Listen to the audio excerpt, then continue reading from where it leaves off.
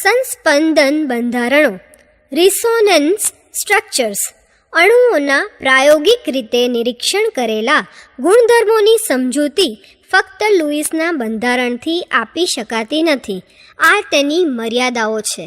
એટલે કે લુઈસ બંધારણ અણુઓના પ્રાયોગિક રીતે મેળવેલા ગુણધર્મો સમજાવવા અપૂરતું છે. દાખલા તરીકે ઓઝોન અણુ 2 બંધારણોથી દર્શાવી શકાય છે. બંને બંધારણમાં O-O એકલ બંધ અને O=O દ્વિબંધ છે.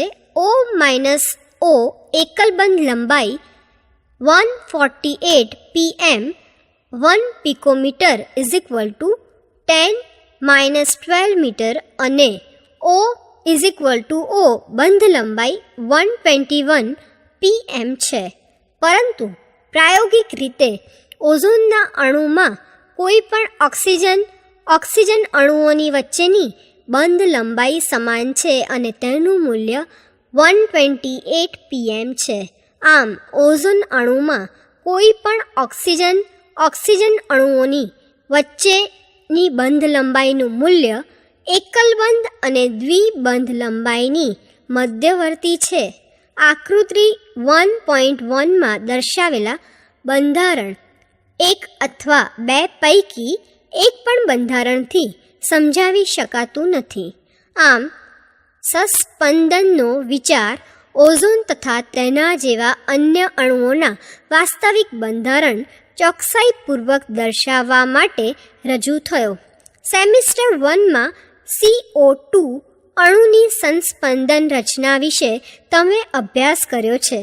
આમ સંસ્પંદન બંધારણમાં સમાન શક્તિ કેન્દ્રનું સમાન સ્થાન તથા બંધકારક ઇલેક્ટ્રોન યુગ્મો અને અબંધકારક ઇલેક્ટ્રોન યુગ્મોને ધ્યાનમાં લઈ એક સંસ્પંદન બંધારણ રજૂ કરાય છે જે અણુને ચોક્કસ રીતે રજૂ કરી શકે છે.